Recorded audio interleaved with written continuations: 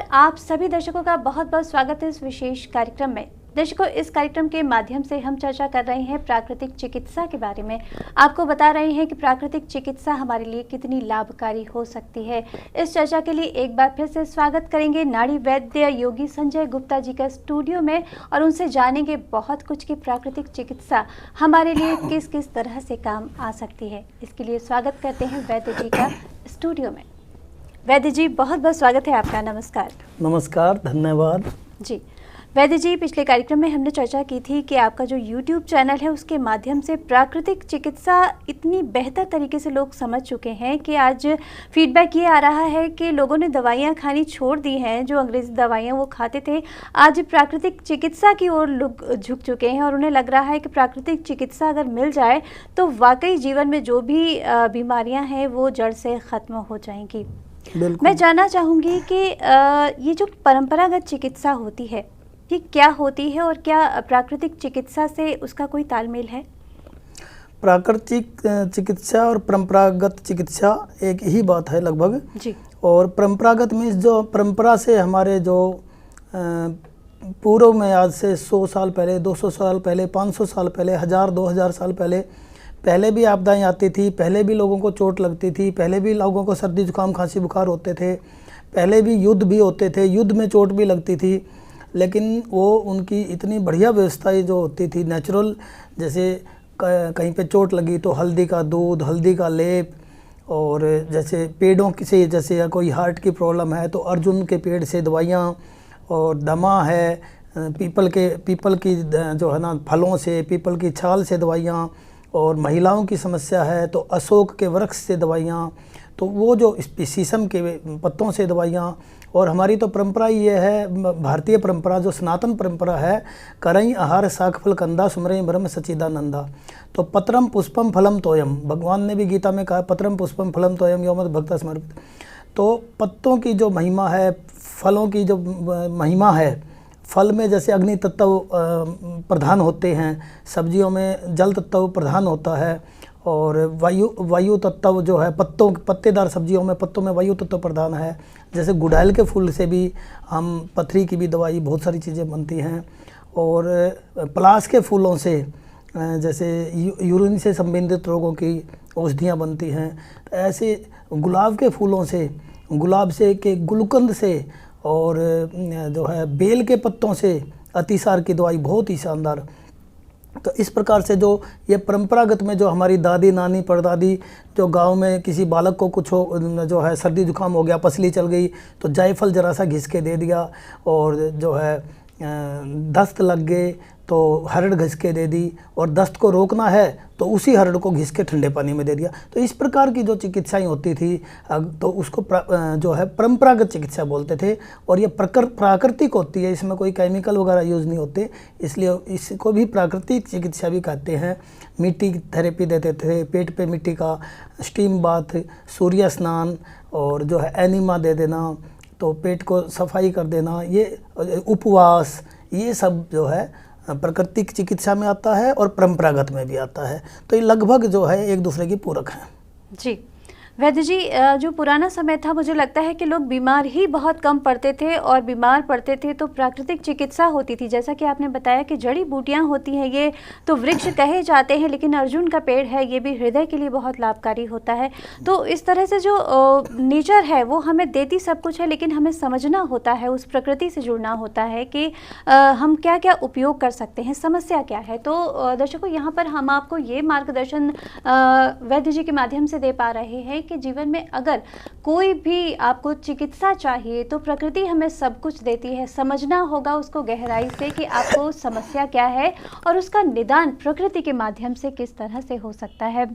वैद्य जी, देखा ही जाता है कि भारत में तो मौसम के अनुसार जो है वो प्रकृति हमें सामान देती है। सर्दी आती है तो बथुआ मिलने लगता है।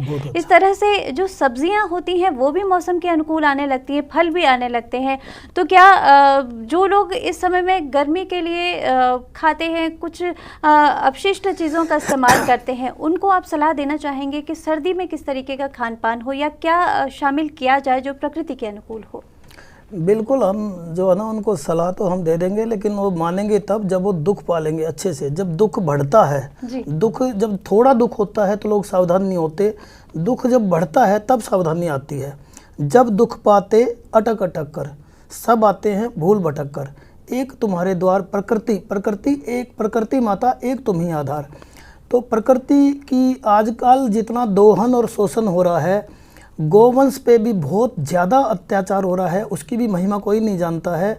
क्योंकि पहले बैलों से बछड़ों से ही खेती होती थी, अब जो है उसका स्थान ट्रैक्टर वगैरह ने ले लिया है, तो उनकी भी लोग आदर इज्जत नहीं करते हैं। और नदियों में मलमूत्र तक डाला जा रहा है।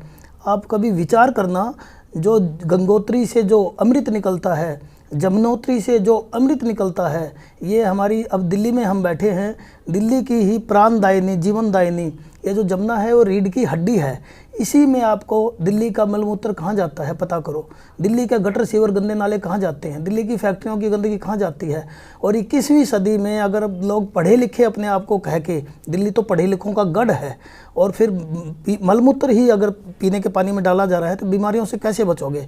तो पीने के पानी को हमेशा, गांव देहात में तो लोग ज़्यादा पढ़े लिखे नहीं होते, लेकिन अपने जोड़ में, तालाब में, नहर में, नदी में मलमूत्र तो कम से कम नहीं डालते। और यहाँ जितने ज़्यादा पढ़े लिखे हो गए, मलमूत्र ही नदियों में डाला जा रहा है। तो अगर हमें स्वस्थ रहना है तो पीने के पानी को स्वच्छ रखना होगा, और ये जो पेस्टिसाइड्स का उपयोग कम करना होगा। बाकी जो है, अभी हम जो चिकित्सा करते हैं प्रकृति में और नेचुरोपैथी में, हम लोगों को भोजन को ही एल्कलाइन करते हैं। जो जंक फूड है उससे बचाना है। जंक माने, साधारण भाषा में कहें तो जंक माने कूड़ा, और जहाँ कूड़ा वहाँ कीड़ा। कीड़ा मीन्स इन्फेक्शन कह सकते हैं आप। इन्फेक्शन भी कितने प्रकार के इन्फेक्शन हैं। और फिर एंटीबायोटिक, बायो माने जीवन, जीव जैविक, और एंटी माने विरुद्ध। तो वो एंटीबायोटिक भी आप कितनी असरकार हैं वो भी सब लोगों को हमसे ज़्यादा पता है। आप सब टीवी में देखते रहते हैं, अखबारों में पढ़ते रहते हैं, उसके बैड इफ़ेक्ट्स भी सबको पता है। तो नेचुरल एंटीबायोटिक हैं हमारी, तुलसी हैं, नीम हैं, जिंजर हैं, ये सब प्राकृतिक जो औषधियाँ हैं, ये नेचुरल हल्दी हैं, ये सब नेचुरल एंटीबायोटिक। अब ये अनार है, अनार का छिलका नेचुरल प्रिजर्वेटिव है। इसमें वो एक आपने कहावत सुनी होगी, एक अनार 100 बीमार। तो इसका एक गहरा अर्थ है कि एक अनार 100 बीमारों को ठीक कर सकता है। या भाई हमें 100 बीमार है तो 100 ही अनार चाहिए, तो अनार कितना लाभदायक रहा होगा, तभी तो ये कहावत चली होगी। तो हम लोगों से इसी प्रकार, आपने पूछा कि भी लोग जो 10-10, 20-20 साल से जो बीमार थे, दवाइयाँ खा रहे थे। देखो, डॉक्टर, ड्रग्स एंड डिजीज़, तो तीनों के लिए संसार में नहीं आया है प्राणी। डॉक्टर, ड्रग एंड डिजीज़, तीनों से ही बच के, उसी का नाम स्वस्थ है, स्वयं में स्थित, अपनी चेतना में स्थित। स्व, अपना जो स्व का जो स्वरूप है वो अखंड ज्ञान स्वरूप है, पूर्ण प्रेम स्वरूप है, परम आनंद स्वरूप है। उस स्व में स्थित होना ही स्वस्थ होना है। वो तभी होगा जब हम प्रकृति से ही जुड़ के रहेंगे। जंक फूड और पैक फूड से बचना होगा। Pack food is always dead food. और ये जो प्रकृति ने हमें उपहार दिया है, ये आप खूब भरपूर खाएं, खिलाएं। अपने जो रिश्तेदार और मिलने वाले भी जो आपके घर में आते हैं, उनको भी गलती से अगर आप जंक फूड पिला रहे हैं तो समझो आप एक किस्म से कोई पाप ही कर रहे हैं जी। और हमने तो बहुत लोगों का जो है घी जो बाज़ार में उपलब्ध हैं, और हमने किसी टीवी चैनल पे भी देखा था, अखबार की भी कटिंग मेरे पास भी रखी हुई है, 300,000 टन जिलेटिन बुचड़खानों से बन रहा है, उसमें से बड़े हिस्से से घी बन रहा है। अभी लगभग 15 दिन पहले भी एक अखबार में आया था कि विदेशों से भी कुछ चिकना पदार्थ आता है जिसको भारत में कुछ खुशबू और केमिकल डाल के घी बेचा जाता है, घी कह के बेचा जाता है। तो इसमें क्या है कि लोग धोखे से उसको पेट में गटक लेते हैं। अगर वो गेट पे थोड़ी देर रोक दें, जैसे कहीं पे हम जाते हैं, राष्ट्रपति भवन, प्रधानमंत्री निवास पे जाते हैं, तो हमारी गहन जांच होती है। हाँ, धोखे से तो फिर वो पीछे आतंकवादी भी घुस गए थे। तो इसी प्रकार यहाँ पे भी ये हमारी जो जीभ है, ये सतर्क एक जो है चौकीदार है, सतर्क चौकीदार है। आप यहाँ पे थोड़ी देर रोकें, घी का चम्मच भर के मुंह में रखें, थोड़ी देर मुंह में रोकें उसको। मुंह में रखोगे तो आपके ऑर्गन्स, आपके जो ग्लैंड्स हैं, आपका जो माइंड है, वो बता देगा कि ये भीतर जाने लायक है या थूक देने लायक है। तो हम कुछ किसानों से जुड़े हैं। अभी मेरे एक मित्र हैं अमित धनखड़ जी, उनके साथ मिलके हम गोपालन भी कर रहे हैं, और सतावर और अश्वगंधा जैसी जड़ी बूटियां हम अपनी गायों को खिलाते हैं। उनसे घी तैयार करना, छाछ से हम तकरा रिष्ट, तकरा असव, तकरा अर्क बनाते हैं। कुछ संगठनों से हम जुड़े हुए हैं जो राजस्थान में जैसे क्षेत्रों में जहाँ पे वृद्ध गोचारण क्षेत्र हैं, वहाँ से जो है गोपालन करवाते हैं, किसानों से दूध इकट्ठा करके घी, जो बाज़ार में हमने जितने घरों में, मैंने कम से कम भी लगभग 1000-1200 घरों में उनका खाना पीना चेंज कराया, उनका जंक फूड बंद कराया, पैक फूड मैदा बंद करवाई, मोटे अनाज की, मोटे आटे की रोटियां शुरू करवाई, मिलेट्स उनको बताया। जो है मिलेट्स पे तो आजकल आपको पता होगा हमारे यशस्वी प्रधानमंत्री मोदी जी भी पूरा ध्यान दे रहे हैं। तो उसके बाद उन घरों में से बीमारियां, बहुत घरों में से, मतलब हज़ारों घरों में से बीमारियां दूर हुई हैं। घी हमने चेंज कराया, जो बाज़ार में जो बाज़ारू घी होते हैं ब्रांडेड घी, उसकी बजाय हमने किसानों से और किसान संगठनों से, अभी एक ये संगठन बहुत अच्छा कार्य कर रहे हैं, तो गव्य अमृत और गव्य रत्न के नाम से ये बहुत ही अच्छा घी बना रहे हैं। तो जितनों को भी हमने लोगों को रिकमेंड करा, लोगों ने कहा कि वास्तव में हमारा जो है वात पित्त कफ भी इससे कंट्रोल होता है और स्वास्थ्य उनका अच्छा रहना शुरू हुआ है, बैड कोलेस्ट्रॉल कम हुआ है, और ये लचक जो हमारी नस नाड़ियों में होती है लुब्रिकेशन से होती है, लोगों के जॉइंट पेन भी ठीक हुए हैं।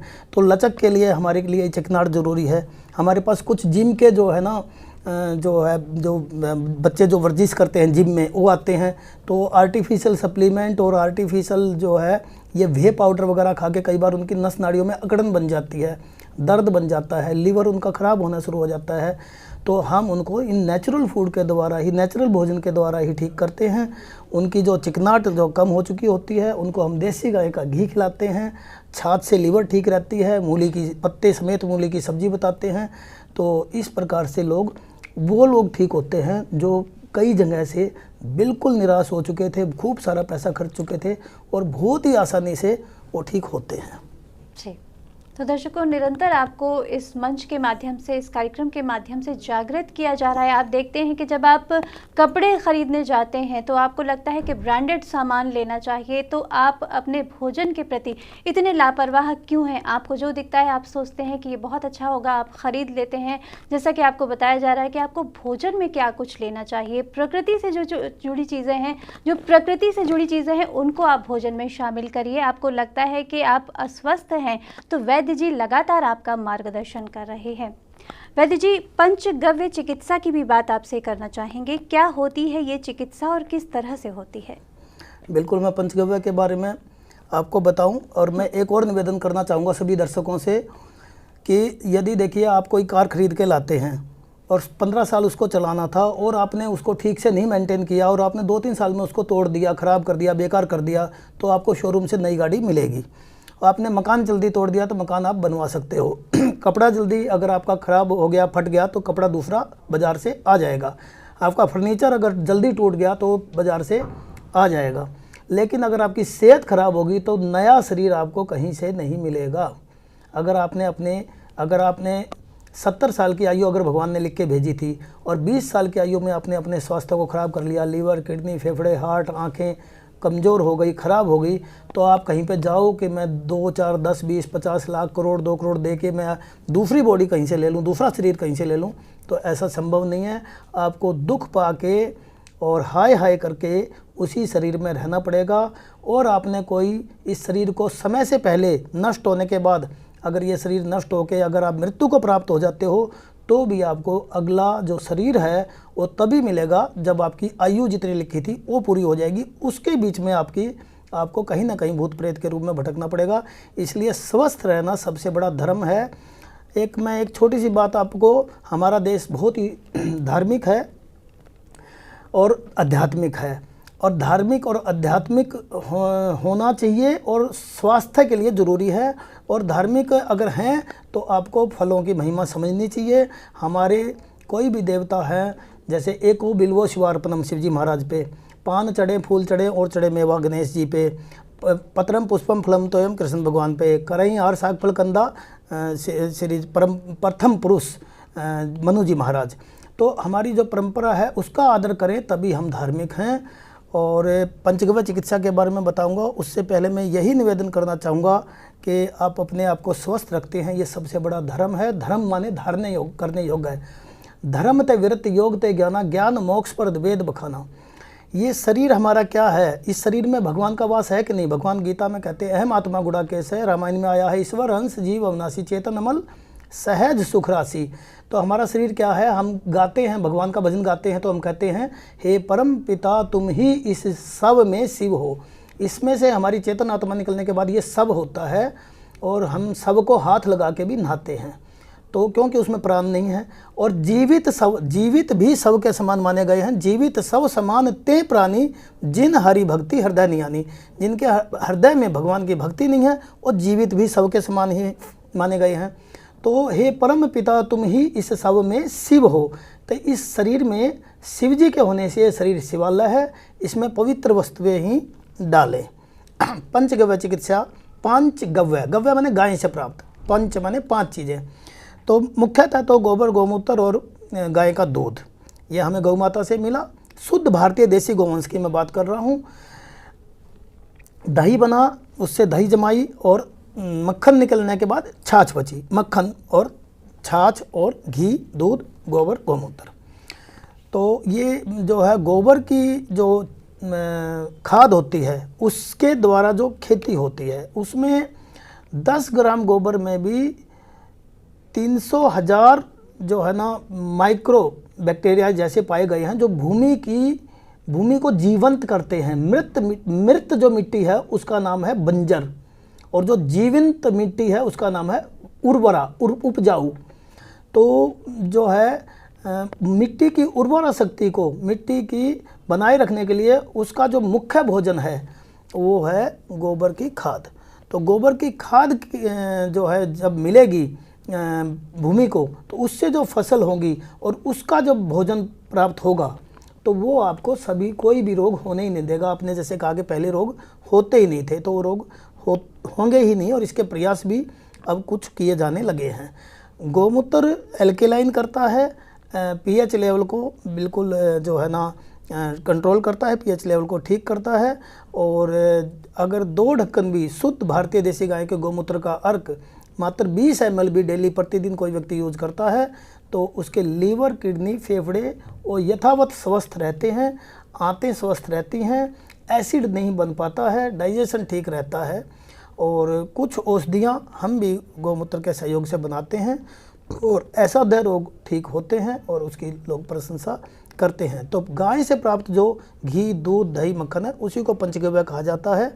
पंचगव्य घृत भी बनता है, उनसे जो पंचगव्य घृत के संयोग से जो औषधियाँ बनती हैं उनकी शक्ति बहुत ही अपरंपार होती है, बहुत ही उसकी अवर्णनीय है, उसका वर्णन नहीं किया जा सकता।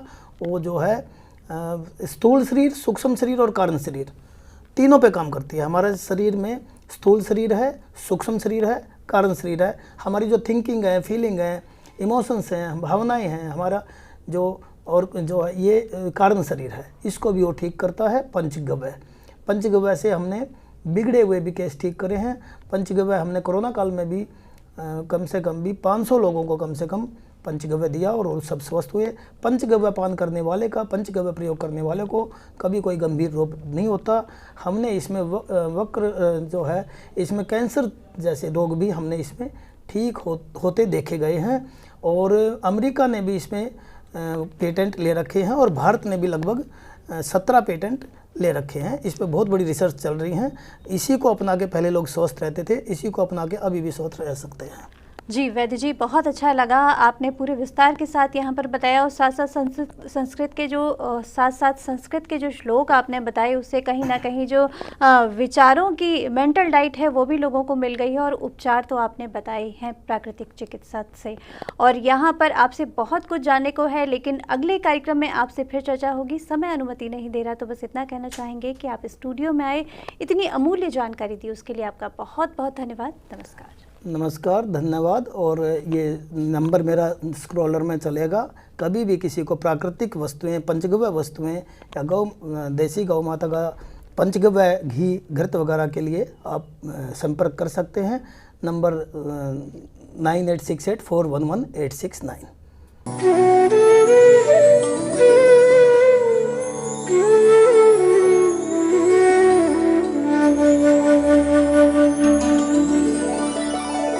हमारे संत वाणी चैनल को सब्सक्राइब करें, वीडियो को लाइक करें, शेयर करें और हाँ, बेल आइकन पर क्लिक करना बिल्कुल ना भूलें, ताकि हमारी किसी भी वीडियो की सूचना सबसे पहले आपको मिले।